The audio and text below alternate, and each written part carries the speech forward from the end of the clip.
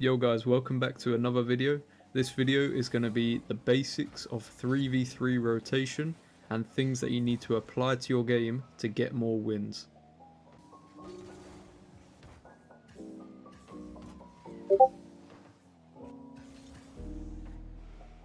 So to start off, again, we're going to go over some replays and get into my thought process of what I'm thinking in these games.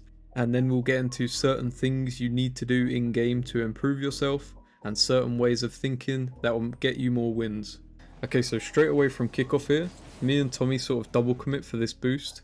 It's a lot better if I end up taking this boost because I'm quicker and someone needs to follow up Squixel. Squixel needs to force a play here, as he does. He doesn't commit himself, he just forces Billy to lose the ball, and that means it's a free ball for me.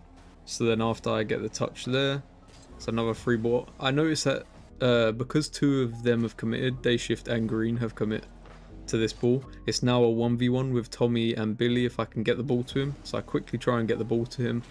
He doesn't get the shot, but he does get the demo, which could create an attack for us here. Green ends up getting a pretty good clear. I tap that down to Tommy, because in defense with touches like this, you always want to try and keep possession. You never want to just try hit it forwards or hit it away. So you always want to be thinking, just tap it down to your teammate, keep possession, and then obviously we can start an attack a lot quicker than we could have. Now here I'm covering the right side. Squixel should be rotating behind me here around the pitch, and Tommy should be forcing control from Billy. He ends up going back, so I go and force control, which is a good 50 in the end. It was an opportunity there, I was unlucky on the shot. Dayshift kind of gives me the ball away there. I try and tap it down to a teammate. I don't really get the double tap, which I probably would have wanted. I try and fake myself going for this to make them think maybe I'm taking it to the right side, and I let Squixel go to carry on for the left side. I think they do read it, but just plays like this, especially at a low rank, will work most of the time with maybe a bit of communication or just work overall on awareness. I do go for the ball as third man here. It does look kind of risky, but the worst thing that can happen is I get beat and Squixel will be back in time to get the ball. Tommy will be back in time to either get a demo on Green or something if he does beat me. So this is most of the time a safe time to go as third, but it's not ideal. You would rather one of them go for it. So right here, I'm trying to cover the pass. Me and Tommy have a little bit of miscommunication here on who's going, and that leads to a bad positioning from both of us, and that's 1-0 for them. So right now, my teammates just died, so I know that I can cut this in here.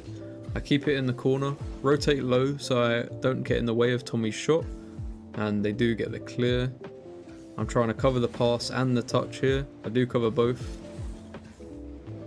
It's a good attempt from Squixel on the double, and I probably should be scoring that. I go up for top right here because I think it's safe to let both of my teammates defend here. One's low, one's high. It will be very, very difficult for Billy to get a play. So just taking their back boost is really important for when they're rotating back, and obviously they won't have that boost to be able to get. I do also get a bump on the guy challenging, which is good. And then that leads to a 1v1, but I just can't reach it in time. So off of kickoff here, a lot of times like a back pass will happen on kickoff, and you have, I'd say, 3 options here.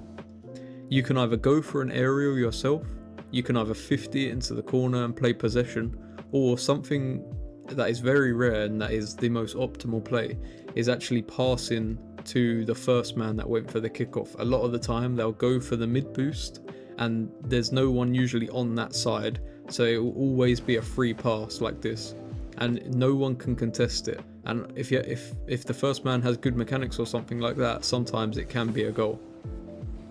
So it's just little kickoff strats like this that you definitely want to implement into your game, especially if you're a team or you play with people. You definitely want to implement this sort of thing into your game. So here I'm rotating wide, back post, so I can cover left side and in case my teammate gets beat. Get a good challenge into the corner, try and pinch it with my teammate there. Again, I rotate really wide because there's 2 people covering the right side, so I can cover the left side. without being in anyone's way or any problems, and I cover a whole side on my own and we score from it. This sort of situation will happen a lot, where a quick mid pass happens and then someone tries to shoot and they get beat, and then it's a 3v1. These sort of times when you're left in a 3v1, you need to be noticing any weakness or any time when you can like disrupt their play. As you can see here in slow-mo, I see that he's a tiny bit late to that ball, and if I full boost, like go for it, I can actually contest this ball and buy my team some time. So that is what I end up doing, and that buys my team enough time to get back, and then we can transition back into offense. There's a similar situation here. I rotate wide because one of my teammates up, one of them's low. Good pass from my teammate. I should be able to make something of this. Ends up being a really good save from them, and I end up rotating a little bit too far back here. Tommy goes for a pass. I'm a bit late, but I noticed that, and a lot of the times you need to notice this as well. A lot of the time Billy or someone will be there for this ball, so like sometimes you back off. This is why you need to have awareness and you need to be looking and paying attention at all times. If I thought that he was a bit closer to that ball and I turned back and then I realized he wasn't, I wouldn't have had this opportunity and I would have missed the chance.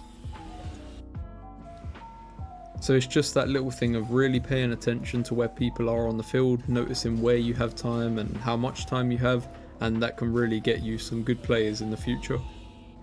See, with this sort of situation here, I would usually rotate wide, but I actually rotate infield because Tommy is quite far back in the goal and no one is covering mid, and this sort of play can usually come mid. So instead of rotating wide here and going back post, I rotate like inside the field to try and cover the mid pass and then the shot, which I do end up getting the save. And then that is the end of this game. Okay, so we'll go over one more game. This sort of situation that will happen a lot as well. Kickoff happens, it's a back pass, and your teammate will go for it and get bumped. This is the time when you want to play slow your card down, don't use boost, and make sure you're just covering the whole entire net. So I slowly go across net here when there's a shot.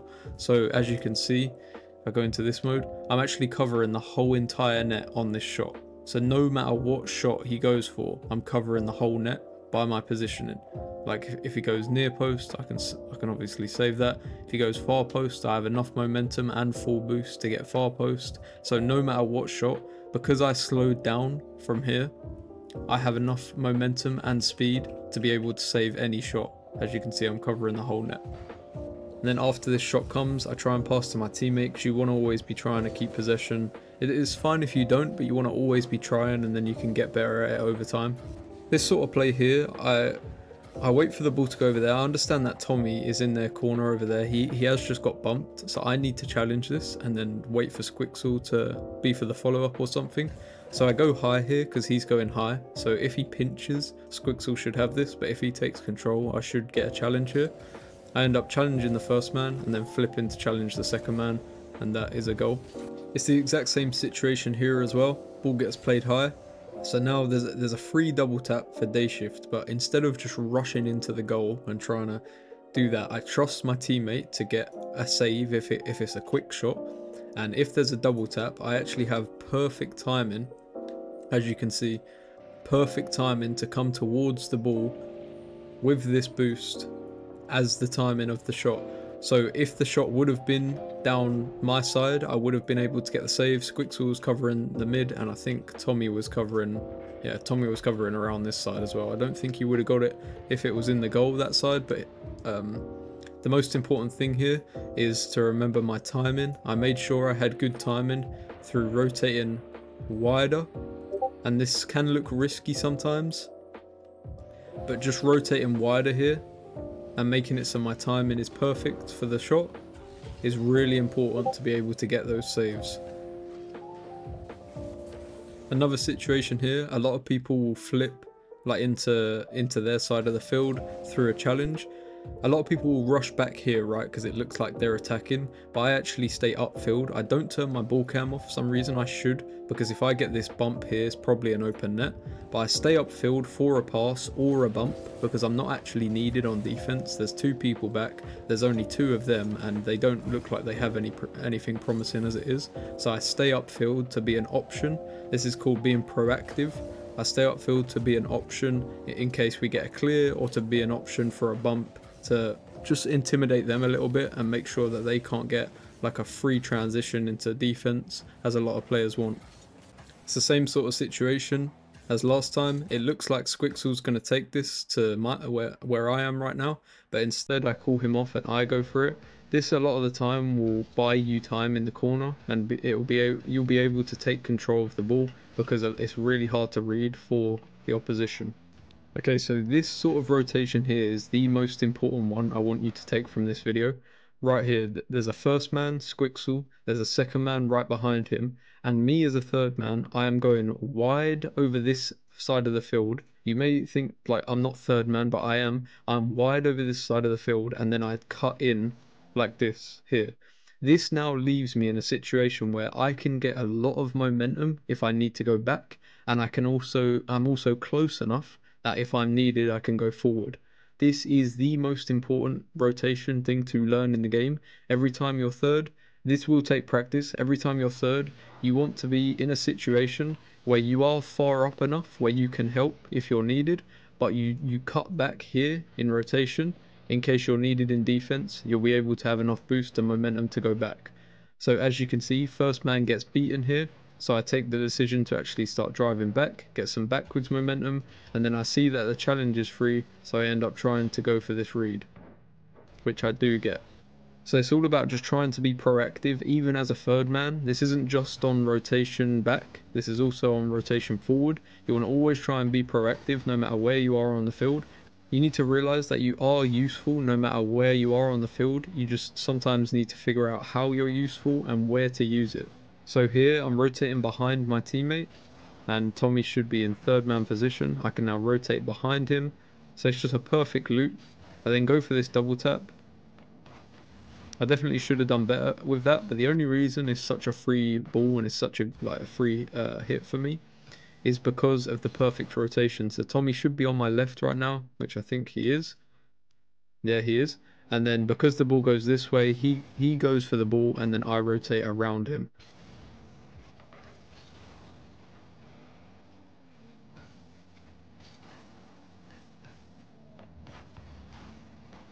And just these perfect rotations that just feels like a perfect rhythm, it makes it really hard for the opposition to deal with. And if you can get this sort of rhythm like perfect, you'll end up being really successful in threes. So it's the same sort of thing here in the corner. It's about realizing the space. A lot of people will try and just pinch this away or something like that, but I don't want to do that. I don't want to just lose possession like that. So instead, I go for a fake, and then I notice that Tommy has space there, so I try and pass it. It was a little bit too weak on the pass, but you can see how I found that there was space in the corner.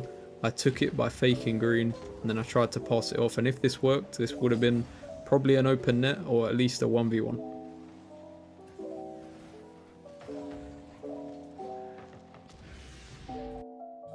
And the sort of thing you want to be causing in threes is 1v1s. The more 1v1s you create for your teammates, or your teammates create for you, the more you will win these games, because it's a disadvantage for them to be in a 1v1 position, especially when you're the ones attacking. This is a really useful play as well. If you get the back pass to you, going for this and faking this, and then either getting a 50 or a bump, would always leave an open net for your teammate. That either the guy who followed or the guy who went for the kickoff and got the boost, it will usually 99% of the time it will leave an open net. Okay, so number one main thing is realizing how you need to rotate in a certain situation. As I showcased in some of those replays, sometimes I needed to rotate wide, or I needed to rotate around the back post, which is called a wide rotation, because I wanted better timing on their attack, and I wanted better timing for myself to get a good hit out of defense and turn it into offense. A lot of people will rotate straight back, maybe straight into the goal, have to do a full turn, and then their hit that they get is weak because they have no momentum. Whereas if you rotate wide and if you rotate round the back post, you end up most of the time getting a really good hit out of defense and having a very high chance in turning that defense into offense very quickly. So I'd say rotate wide / back post is number one. Having the awareness to understand what one you actually need to do. If it needs to be back post, if you need to cut infield like I shown in the replay, I had to cut infield to try and cover the mid pass. Or if sometimes maybe you have to cut a rotation just to fill a gap that isn't filled, but sometimes you have to cut across a teammate or something like that just to fill that gap. Ideally, you want all areas of the field covered, with always having a good amount of momentum, a good amount of boost, and always being useful to the play. Most of the time, the positions you want to be taking up when you're not on the ball is ones that just make it difficult for the opponents. So if you're attacking down the left side and you end up driving to the right side, as I shown here, where I drive to the right side and I cut in so you can turn both ways, they now can't get a clear to the left side because the second man should be behind the first man on the left side, and they can't clear to the right side either because I'm now covering that. So it's these sort of situations that if you get doing in your games, it will be really hard for them to get out of defense, and it will be really easy for you to keep attacking and making sure that you keep pressure on them for long periods of time until you score. So I want you learning how to position yourself to cover every area of the map while still having good boost and good positioning. And especially as third man, I want you making sure that you're adaptable to be able to go back and forward where you're needed. The second tip is saving boost. Saving boost in threes is the most important thing because the game moves at a very high speed. So things like recoveries and things like that, you need to be back as fast as possible. So if you go for a solo play or something like that, you want to always be keeping minimum 10 to 15, 20 if you can boost. So it'll be a lot easier for you to recover because, as I said, things in threes move really quickly, so you need to be back very fast most of the time. Also, saving boost makes it a lot easier to get a demo if needed, and if your teammates can turn defense into offense very quickly, then saving that boost you can also be useful upfield to maybe score a clear or something like that. Also, with saving boost, it ties in with being proactive. If you go for a solo play or something like that and you save a bit of boost, it means you can make all the clears that your teammates get useful, and you can actually see them as passes as long as you're in the right position. Like as I said in the replay, you always want to be keeping possession, but one of the most underrated ways of keeping possession is actually being there for clears and reading the game to a level that you're always useful no matter where you are. As I said, when you go for a solo play, if you save boost, you should instantly be thinking, can I get a demo? How can I rotate back the fastest way possible? And am I useful on this rotation back? And that will all determine on what is going on the field. If your team are about to get a clear and come out of defense and you're mid like recovery and you're in the middle of rotating back, considering you save some boost, you should be able to make a slight turn and actually turn that clear into a pass and make it useful. And the third most important thing would be playing around what your teammates need. Another very underrated thing, especially in low ranks, is noticing what and when your teammates will need something done. So many times you'll be like last back on defense and your teammate will need time to rotate back.